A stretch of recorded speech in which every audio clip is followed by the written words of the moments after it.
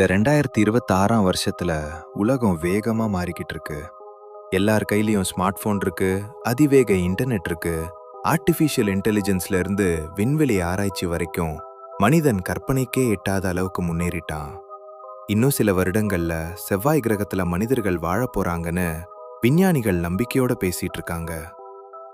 ஆனா இதே உலகத்துல ஆயிரக்கணக்கான வருடங்களுக்கு முன்னாடி இருந்த வாழ்க்கை முறையையே இன்னைக்கும் மாட்டாம வாழ்ந்துட்டு இருக்கிற ஒரு மனித இன கூட்டம் இருக்கு. துணி கூட சரியாக உடுத்தாம, மின்சாரம் இல்லாம, இணையம் இல்லாம, எந்த ஒரு நவீன வசதியும் இல்லாம வேட்டையாடி மீன் பிடிச்சு இயற்கையோட இயற்கையா வாழ்ந்துட்டு இருக்காங்க. இத கேட்ட உடனே அப்படி இன்னும் இந்த காலத்திலயும் இருக்க முடியுமான்னு உங்களுக்கு தோணலாம். ஆனா ஆச்சரியமான விஷயம் என்னன்னா, அந்த இடம் வேற எந்த நாட்டிலையும் இல்ல, நம்ம இந்தியாவுக்குள்ளதான் இருக்கு. அந்த தீவுக்குள்ள ஒரு சாதாரண மனிதன் போக முயற்சி பண்ணினாலே உயிரோட திரும்பி வர்றது ரொம்ப கஷ்டம். இந்திய அரசாங்கமே அந்த இடத்துக்கு யாரும் போகக்கூடாதுன்னு கடுமையான சட்டம் போட்டிருக்கு. ராணுவம் கூட தேவையில்லாம அந்த தீவை நெருங்க மாட்டாங்க. அப்படி என்னதான் அந்த தீவுல இருக்கு? ஏன் அங்க இருக்கிற மக்கள் வெளியுலகத்தை இவ்வளவு வெறுக்கிறாங்க? வாங்க, உலகத்தோட மிக மர்மமான, அதே நேரத்துல மிக ஆபத்தான தீவான நார்த் சென்டினல் தீவோட அதிர்ச்சியான ரகசியங்களை தெரிஞ்சுக்கலாம்.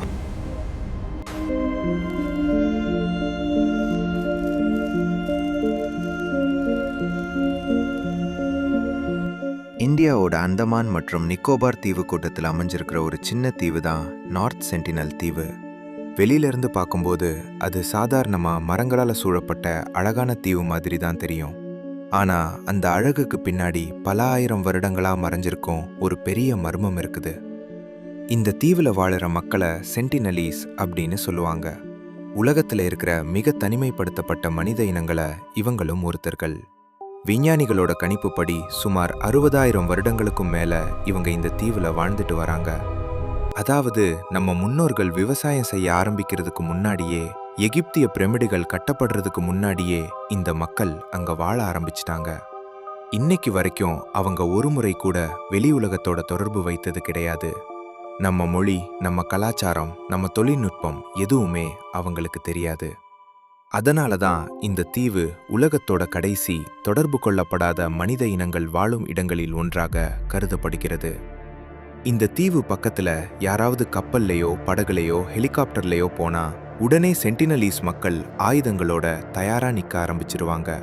அம்பு, வில், ஈட்டி மாதிரி பழங்கால ஆயுதங்களை தான் அவங்க பயன்படுத்துறாங்க.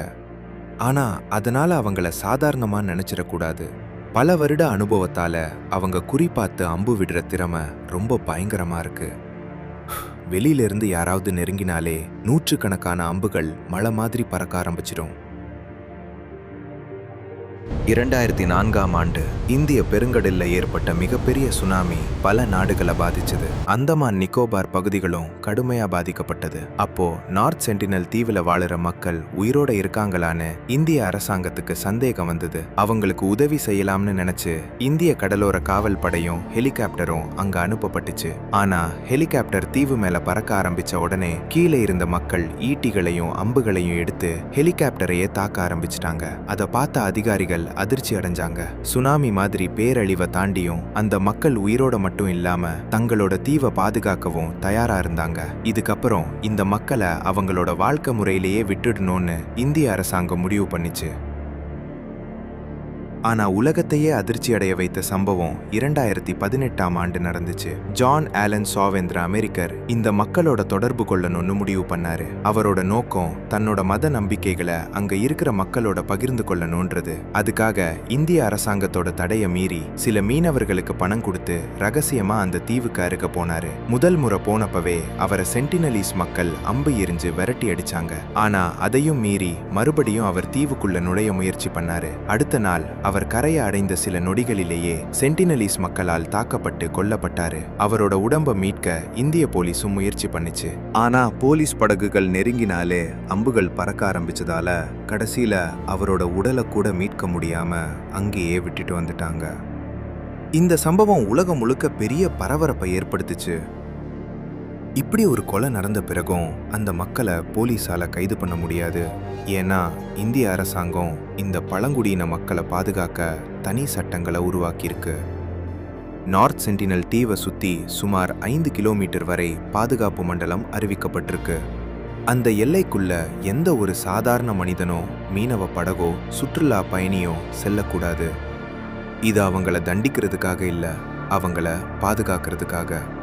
ஏன்னா நம்ம உடம்புல சாதாரணமா இருக்கிற சளி, காய்ச்சல், வைரஸ்கள் கூட ஆயிரக்கணக்கான வருடங்களா தனிமையில வாழுற அந்த மக்களுக்கு உயிருக்கு ஆபத்தான நோயா மாறிடலாம். ஆனா சென்டினலைஸ் மக்கள் ஏன் வெளியுலக மக்களை இவ்ளோ வெறுக்கிறாங்க? இதுக்கு பின்னாடி ஒரு இருண்ட வரலாறு இருக்கு. 1880களில் இந்தியாவை பிரிட்டிஷ் அரசாங்கம் ஆட்சி பண்ணிக்கிட்டு இருந்தப்போ மாரிஸ் போட்மேன்ற பிரிட்டிஷ் அதிகாரி வலுக்கட்டாயமா அந்த தீவுக்குள்ள நுழைஞ்சான். அங்க இருந்த சில ஆண்களையும் குழந்தைகளையும் பிடிச்சு வெளியுலகத்துக்கு கொண்டு வந்தான். அவர்கள் மேல் ஆராய்ச்சி நடத்தணுங்கிறது தான் அவனோட நோக்கம். ஆனா பல ஆயிரம் வருடங்களா தனிமையில வாழ்ந்த அந்த மக்களுக்கு வெளியுலகத்தில் இருக்கிற சாதாரண நோய்களே மிகப்பெரிய ஆபத்தா மாறிடுச்சு. கடத்தப்பட்ட சிலர் நோய்வாய்ப்பட்டு இறந்துட்டாங்க. அதுக்கப்புறம் உயிரோட இருந்த குழந்தைகளை மீண்டும் தீவுல விட்டுட்டாங்க. அதோடு சேர்ந்து வெளியுலக நோய்களும் அந்த தீவுக்குள்ள போயிருக்கலாம்னு பல வரலாற்று ஆய்வாளர்கள் நம்புறாங்க. அதிலிருந்து தான் வெளியில இருந்து வர எல்லாருமே ஆபத்தானவங்கன்னு அந்த மக்கள் நினைக்க ஆரம்பிச்சிருக்கலாம். அதனால தான் இன்னைக்கு வரைக்கும் அவங்க தங்களோட நிலத்தையும் வாழ்க்கை முறையையும் கடுமையா பாதுகாத்துட்டு இருக்காங்க. உண்மையா சொல்லப்போனா நம்ம பார்வையில அவங்க காட்டு மிராண்டிகள் மாதிரி தோணலாம்.